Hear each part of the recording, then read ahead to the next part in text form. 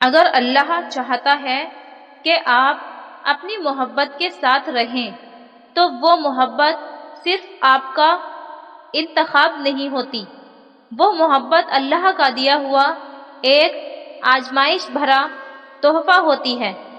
وہ محبت جس میں نفرت کا رنگ نہیں، صرف دعاؤں کا نور ہوتا ہے۔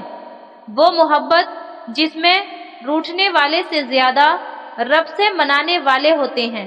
جب آپ کسی سے دل سے محبت کرتے ہو اور پھر سب کچھ کھونا پڑتا ہے تو لگتا ہے سب کچھ ختم ہو گیا، لیکن اس وقت اگر دل سے صرف اللہ کا نام نکلتا ہے تو سمجھ جائیے آپ کی محبت صرف دنیا کی نہیں، اس محبت میں اللہ کی رضا بھی چھپی ہے۔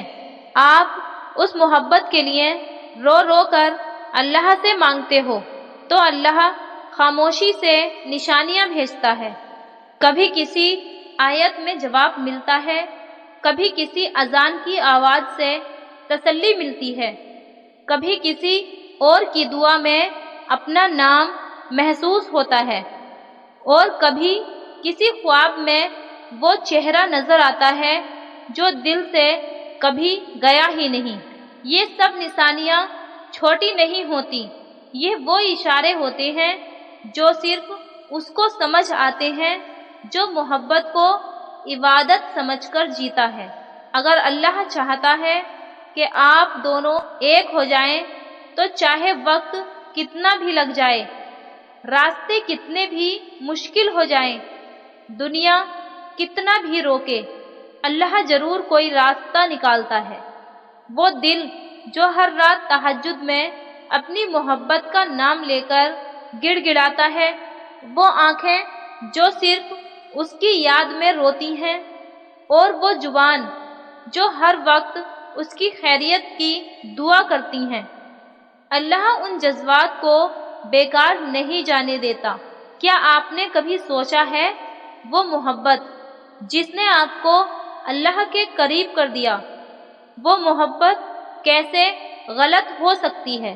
وہ محبت جس کے بعد آپ نے نمازوں کا سلسلہ نہیں توڑا بلکہ ہر سجدے میں اسی کا ذکر شامل کر دیا، وہ محبت کیسے صرف ایک جذبہ ہو سکتی ہے؟ نہیں، وہ محبت ایک نشانی ہے اللہ کے اس ارادے کی جو آپ دونوں کے لیے لکھا گیا ہے، بس وقت کا پردہ گرا ہوا ہے۔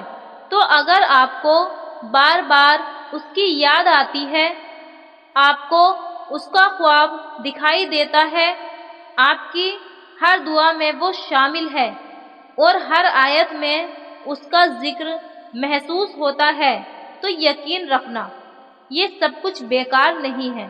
شاید ابھی صبر لکھا ہے، شاید ابھی امتحان لکھا ہے، لیکن اگر آپ نے محبت کو سجدوں میں پالا ہے تو آخرت سے پہلے دنیا میں بھی اللہ اس دعا کو قبول کرتا ہے۔ بس رکنا مت، گھبرانا مت، روتے رہنا، مانگتے رہنا، کیونکہ جن کے دل میں صرف اللہ ہوتا ہے ان کی محبت میں اللہ اپنا فیصلہ ضرور لکھتا ہے۔